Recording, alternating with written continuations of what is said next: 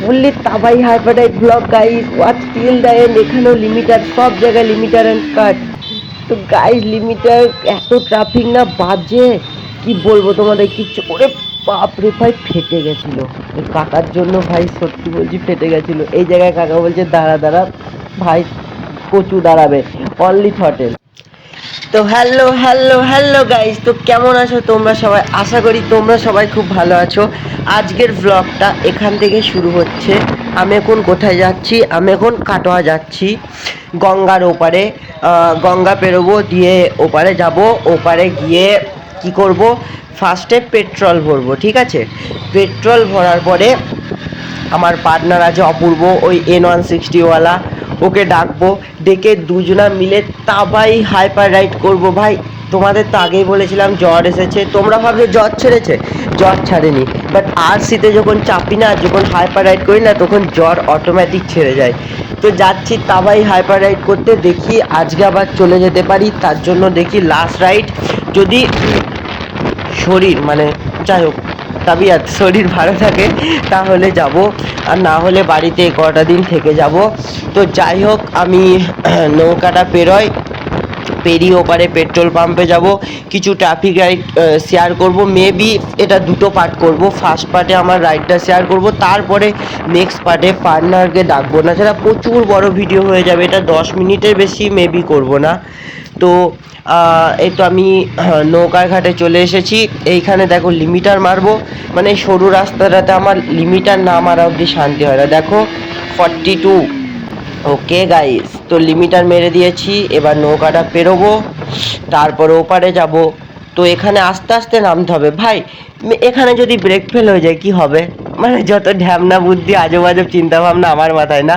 গ্লাভসটা দেখছো, গ্লাভসটা কার বলো তো? আমার একটা ছাপড়ি বন্ধুর, ওর কাছ থেকে নিয়ে চলে এসেছি। ওর গ্লাভসগুলো পরে আছি, এবার খুলবো, খুলে হেলমেটটা একবার খুলবো, মোবাইলটা ঠিক করে সেট করব ক্যামেরাটা, তারপর তোমাদেরকে দেখাবো।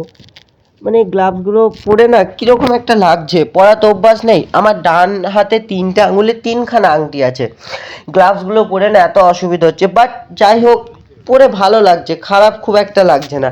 তোমরা জাস্ট ভিউটা চেক করো গাইস, অনেক কদিন পরে জি কাটোয়া ট্রাফিকে। এখান থেকে পেট্রোল পাম্প যাব, ট্রাফিকে কিছু হাইপার রাইড তোমাদের সাথে শেয়ার করি। তো লেটস গো।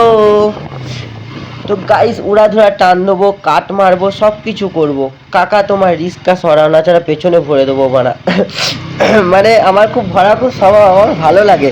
বাট যাই হোক, বাজে রাইড করতে পারি, হাইপার রাইড করতে পারি, আমি আর আমার পার্টনার অপূর্ব দুজনে, ঠিক আছে? বাট কেউ বলতে পারবে না আজ অব্দি কাউকে ঠুকেছি। আমি যত স্পিডে থাকি না কেন, আমরা দুজন কাউকে ঠুকিনি। তো মেবি মানে ক্যামেরাটা ঠিক করে সেট হয়নি, না তোমরা ঠিক করে দেখতে পাচ্ছ না। তো এখানে একটু দাঁড়াবো ভাবছি, দাঁড়িয়ে ক্যামেরাটা সেট করে নেবো, ঠিক আছে? তো গাইস আমি ক্যামেরাটা সেট করে নিই এখানে একটু দাঁড়িয়ে। তো ক্যামেরাটা সেট করে নিয়েছি, একটু উঁচু করেছি। যাই হোক এইটুকু কম্প্রোমাইজ করে নাও। আপাতত গোপ্রো নিচ্ছি না। অ্যাকচুয়ালি তোমরা তো জানো না, তোমাদের বলা হয়নি না, আমি কলেজে ভর্তি হয়েছি NIT, Narula institute of technology, ইঞ্জিনিয়ারিংয়ে, মেকানিক্যাল ডিপার্টমেন্টে। আমাদের কলেজে তো আমি RC নিয়ে যেতে পারছি না, পার্কিং পাইনি, ঠিক আছে? তো তো কয়েক মাস পরে পার্কিং যে করে হোক, বাড়িওয়ালার সাথে পার্কিং নিয়ে নেবো, দিয়ে যাব। তো ততদিন একটু কম্প্রোমাইজ করতে হবে। দেখি কলেজে যাই, কি কলেজে গিয়ে তোমাদের সাথে কিছু ভিডিও শেয়ার করব, ঠিক আছে? কলেজটাকেও দেখাবো। তো ট্রাফিকে দেখছো কীরকম উড়াধুরা কাট মেরে, হেলে দুলে হেলে সাপের মতো মাতালের মতো বাইকটাকে চালাচ্ছি। আমি বুঝতে পারি না, মানে এইভাবে কাট মেরে মেরে চালাই। আমি মদ খেয়ে থাকি নাকি আমার বাইকটা মদ খেয়ে থাকে? বাই দা ওয়ে, বাইক তো মদ খায় না, অ্যালকোহল এদের সহ্য হবে না, এরা পেট্রোল খায়। ভাই KTM ভাই সত্যি বলছি নেশা করে, বেওড়া বাইক বানায়। KTM এর ইঞ্জিনিয়ারিংটা আলাদা লেভেলের, মানে এত পেট্রোল কি করে খায়? এটা একটা 200cc স্পোর্ট বাইক না, আমার মনে হয় না, বিকজ এত লেভেলের পেট্রোল খায় না, কি বলবো। মনে হয় মানে এর থেকে হায়ার সিসি কোনো বাইক, বাট অ্যাফোর্ডেবল। কেন অ্যাফোর্ডেবল? মানে আমাকে রিগ্রেট করে না বাইকটা যতই পেট্রোল খাক। দেখছো কীভাবে কাট মারছি, মানে এর কন্ট্রোলিং, এর ব্রেকিং, এর হ্যান্ডেলিং, প্রত্যেক ভিডিওতে বলি, এই ভিডিওতেও বলবো, মানে এই বাইকটার তারিফ ডিজার্ভ করে, ইট ডিজার্ভ। কি বলবো এটাকে, মানে যেভাবে খুশি খুশি নাচাও, হেলে দুলে চালাও, কোনো ব্যাপার নয়। সামনে পালসারওয়ালা আছে, তো ঠিক আছে, কোনো ব্যাপার না। ও বাঁদিকে চলে গেলে আমি ডান দিকে যাব। সেটাই বলছিলাম। তো এই বাইকটা যতই পেট্রোল খাক না কেন, এটা ডিজার্ভ করে পেট্রোলটা, because it's another level machine. মানে এটা আমাকে যেরকম মজা দেয় না, আমার সব কিছু ভুলে যায় যে আমার পেট্রোল খাচ্ছে অতিরিক্ত, হ্যান ত্যান সব ভুলে যায় যখন এর ওপর চাপি। আর হ্যাঁ, একটা কথা বলি, আরসি রেস কম্পিটিশন নামটা যেরকম না, এই নামের মধ্যে একটা ফিল আছে। মানে আরসির ককপিটে যখন বসি না, মনে হয় না যে একটা 200 সিসির বাইকে বসছি, মনে হয় একটা সুপার বাইকে বসি। সিরিয়াসলি গাইস, যে যে বসেছো তারা তো জানো আমি কি বলছি। আমি একটা ওরা মানে ফালতু কথা, হাওয়ায় কথা বলছি না। আর যারা বসনি, একবার অনলি ওয়ান টাইম তোকে বসে দেখবে, যদি ভালো না লাগে তখন আমাকে কমেন্টে জানাবে যে ভাই তুমি ভুলভাল বলেছো।